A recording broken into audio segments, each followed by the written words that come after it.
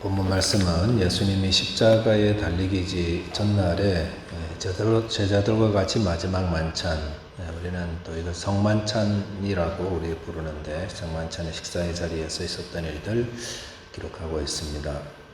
본문을 통해서는 끝까지 자비를 베푸시고 회개 기회를 주시고 구원하시는 예수 그리스도에 대해서 함께 묵상하게 되겠습니다. 첫째로 묵상할 말씀은 주님은 끝까지 자비를 베푸시고 회개의 기회를 주시는 분입니다 라는 거죠. 17절에 보시면은 무교절의 첫날에 제자들이 예수께 나와서 이르되 유월절 음식 잡수실 것을 우리가 어디서 준비하기를 원하시나이까 라고 하였습니다.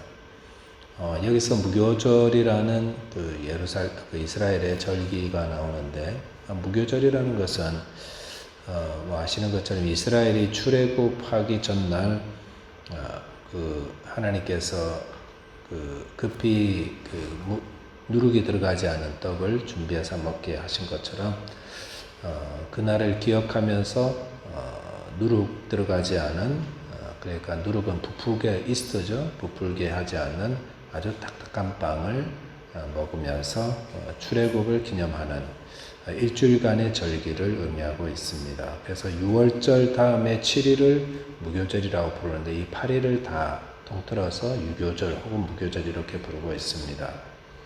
무교절을 앞두고는 그 이스라엘 사람들은 집안에 있는 누룩들을 다 버립니다. 다 제거하고. 그래서 오늘 나오는 무교절이라는 것은 정확하게 무교절 첫날을 의미하기보다는 누룩을 제거하는 첫날이었다 이렇게 볼 수가 있습니다.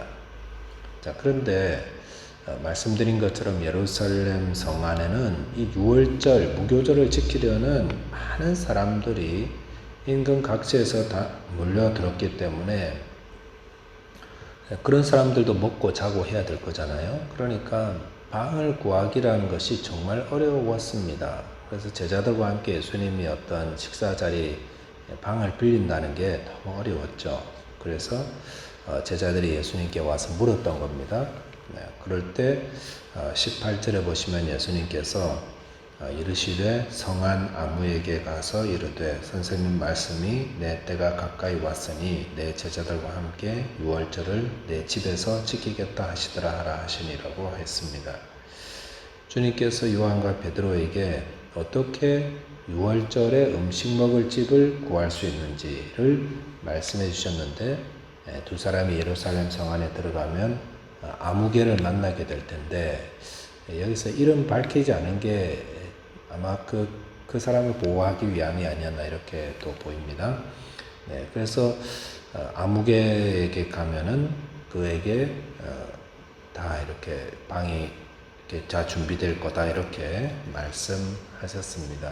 주님은 인간의 몸을 입고 계신 하나님이시기 때문에 다 아시죠. 다 아시고 다 준비해 놓으시고 제자들을 보낸 것입니다. 그래서 19절 보니까 제자들이 예수께서 시키신 대로 하여 유월절을 준비했다라고 하였습니다.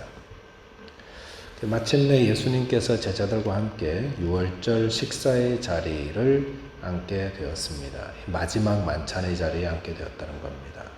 그리고 21절에 보니까 그들이 먹을 때에 이르되 내가 진실로 너희에게 이르노니 너희 중에 한 사람이 나를 팔리라 라고 하였습니다. 주님께서 식사 도중에 이제 제자들 가룟 유다도 다 있는 12제자들 앞에 두고 너희 중 한 사람이 나를 팔 거다라는 굉장히 충격적인 말을 이렇게 던지게 되었습니다. 이 말씀도 이제 제자들에게 처음 한 말이죠. 그럴 때에 제자들이 깜짝 놀라고 저는 아니죠 이렇게 또 물었습니다. 주님께서 왜 이 말씀하셨을까요? 누군지 몰라서 한 건 아니죠. 가룟 유다라는 사실을 알면서 너희 중에 한 사람 이렇게 말씀하셨습니다. 24절에 보시면 주님께서 이렇게 말씀하셨습니다. 인자는 자기에 대하여 기록된 대로 가거니와 인자를 파는 그 사람에게는 화가 있으리로다. 그 사람은 차라리 태어나지 아니하였더라면 제게 좋을 뻔하였으리라고 하였습니다. 주님께서 자신은 십자가에 죽는 것이 성경에 기록된 대로 이게 하나님의 오래전부터 예정된 뜻대로 가는 거지만 자기를 팔 그 사람에 대해서는 차라리 태어나지 아니었으면 좋았을 뻔했을 거다. 이렇게 말씀하셨습니다. 예수님은 그 가룟 유다를 직접적으로 대어놓고 이야기한 게 아니라 이제 전체에게 이렇게 이야기하는 것처럼 하면서 지금 그 가룟 유다가 행하려는 일이 얼마나 저주스러운 일이기에 태어나지 않았으면 더 좋았을 뻔했겠다 이렇게 말씀하셨을까? 주님께서 아마 다른 마음으로도 이렇게 하실 수 있다고 생각해요. 그래서 어디 감히 3년 동안 나를 따라드리고 그렇게 내가 사랑해줬는데 뭐 나를 판다고 하면서 직접적으로 이렇게 공격하기보다 그냥 마음에 토끼를 품고 내게 나를 파는 사람은 태어나지도 않았으면 좋았을 거다 이런 식으로 아마 이야기를 할 수도 있는 분인데 우리가 아는 예수님은 그런 분은 아니시죠. 예수님은 원수도 사랑하라 그러셨고 또 죄인을 구원하러 오신 분이시고 그 초림하신 예수님은 심판하실 예수님이 아니라 구원자 예수님이시죠. 그래서 아무리 잘못하고 나쁜 짓을 해도 초림하신 예수님은 다 용서하시고 다 구원하시고 근데 재림하실 예수님은 그게 아니죠. 재림하신 예수님은 그 티끌 하나라도 남김없이 탁 털어서 심판하시는 분이죠. 이 완전히 다른데 초림하신 예수님은 그토록 사랑과 자비가 풍성하신 분이라는 겁니다. 그런 분께서 이렇게 맛 좀 봐라 이러면서 그러실 분은 아니죠.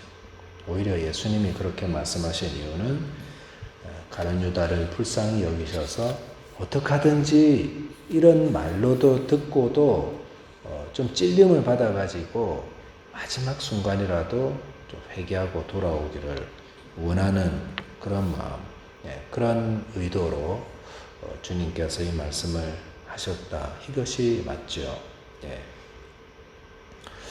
그러니까 이 가룟 유다에게 주신 말씀을 우리가 들으면서 물론 가룟 유다는 회개하지 않았습니다. 물론 나중에 이제 뉘우치고 떨어져서 뭐 죽고 그런 일이 있었지만은 이걸 이렇게 기록을 남긴 이유는 사실 우리를 위한 말씀이다 이렇게 보는 게 맞습니다. 왜?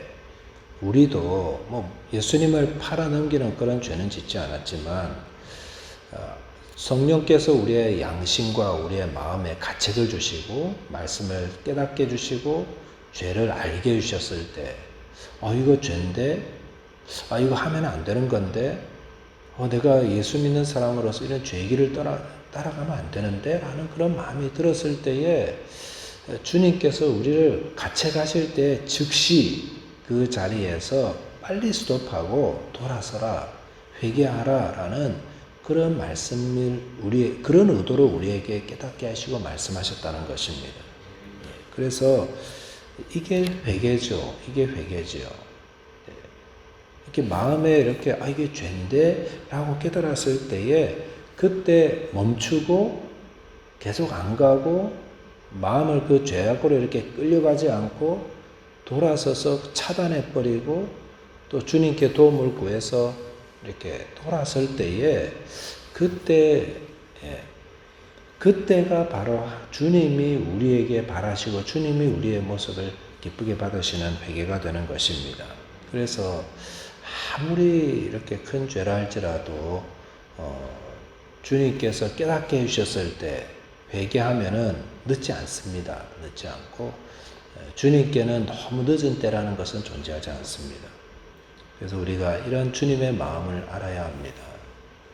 어떤 분들은 이젠 다 늦었어. 뭐 여기까지 왔는데 뭐 자포자기하는 그런 마음인데 절대로 그런 건 없습니다. 주님께는 너무 늦은 때가 없습니다.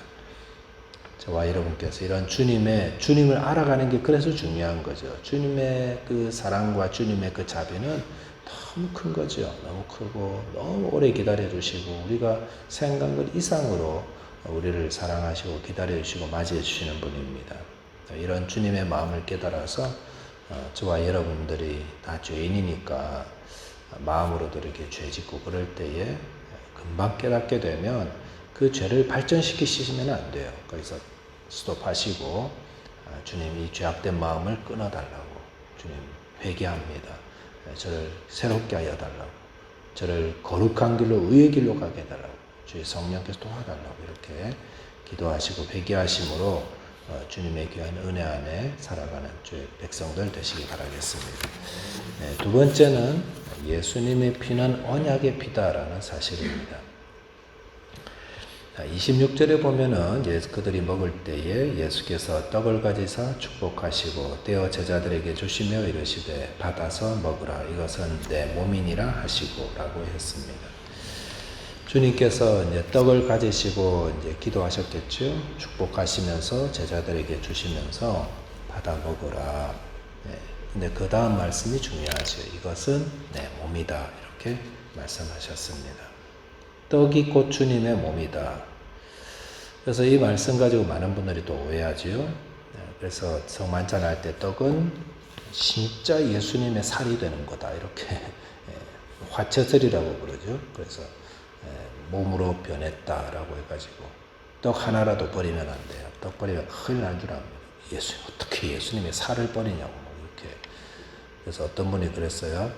그래서 만약에 그 떡이 오염이 되고 썩었는데 그걸 개가 먹으면 어떻게 되냐 그랬더니 글쎄 개도 거룩하게 변화되는 거 아니냐면 그런 재밌는 이야기도 있는데 그거 다 말장난이고요. 더 중요한 것은 뭐냐면은 누가복음 22장과 고린도전서 11장에도 그 성만찬에 대한 이야기가 나오는데 뭐라고 말씀하시냐면 너희가 이를 행하여 나를 기념하라 이렇게 말씀하셨습니다. 기념하라고 지금 이거 주신 거라는 겁니다. 성만찬의 예식을 행하면서 우리는 의미를 분명히 알아야 됩니다. 이거 지금 왜 하는 걸까 하는 거. 그 다음에 떡을 먹으면서 이거 떡은 뭐지? 왜 먹지? 그냥 주니까 아이고 맛있다 오늘 2개 먹을란다 이렇게 하면 안 되고요. 분명한 의미를 알고 먹고 마시고 라고 해야 되는 것입니다. 그래서 주님의 죽으심을 기념하는 것. 그것이 성만찬의 의미죠. 27절 본문 27절 28절 보니까 또 잔을 가지사 감사기도 하시고 그들에게 주시며 이르시되 너희가 다 이것을 마시라. 이것은 죄사함을 얻게 하려고 많은 사람을 위하여 흘리는 바 나의 피 곧 언약의 피니라라고 하였습니다. 예수님께서 그 잔을 이렇게 먹을 때 목매이니까 또 포도주도 마시고 하는데 그 잔을 주시면서 잔의 의미는 예수님의 피다라고 하셨고요. 근데 그 피라는 것에 또 다른 의미가 뭐냐면은 죄사함을 얻게 하려고 많은 사람을 위하여 흘리는 바 주님의 피 곧 언약의 피다라고 하였습니다.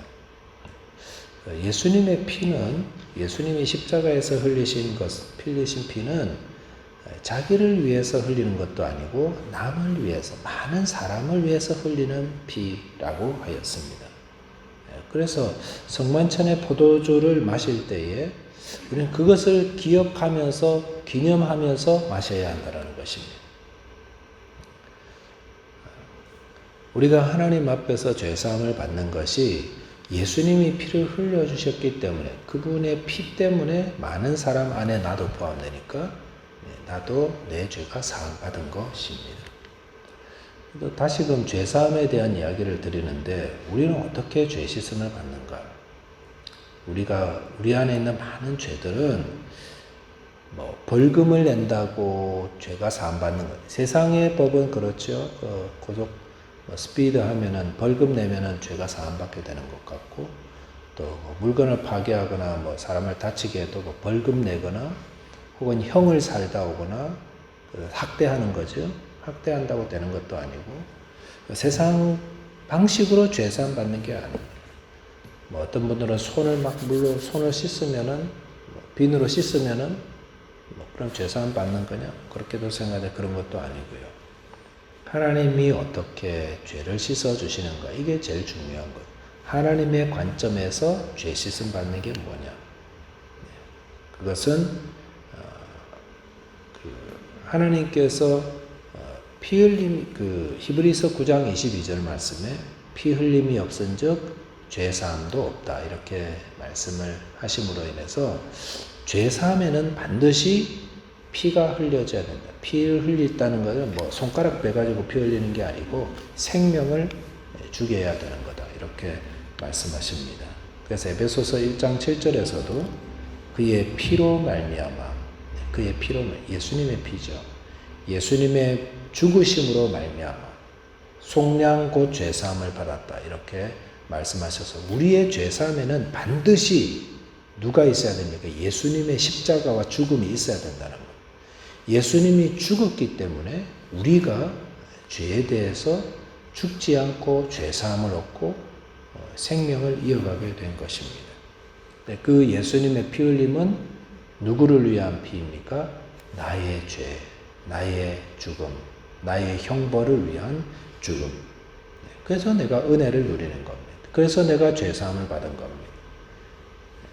그런데 예수님의 피는 언약의 피라고 하셨는데 약속을 하신 겁니다. 약속을 하신 겁니다. 노아의 방주에서 나왔을 때 주님 하나님께서 무지개 보여주면서 언약을 세우신 것처럼, 그래서 이제 비온 후에 무지개가 뜨는 것은 하나님이 다시는 물로 세상을 심판하지 않겠다라고 약속을 보여주신 것처럼, 그 약속을 볼 때마다 비가 좀 오기는 했지만 이걸로 세상이 망하는 건 아니구나 라는 하나님의 약속을 떠올리는 것처럼, 예수님의 십자가의 피를 언약의 피라고 부르는 것은 그 피를 볼 때에, 그 피를 믿을 때에 하나님께서 우리의 죄를, 여전히 죄가 있음에도 불구하고 우리의 죄를 넘어가 버리는 것입니다. 넘어가시는 거죠. 유월하시는 것입니다. 그래서 죄가 여전히 우리 안에 있음에도 불구하고 왜 하나님은 우리를 의롭다고 부르실까요? 그래서 예수님의 피를 믿는 믿음이 우리에게 있기 때문에 그렇습니다.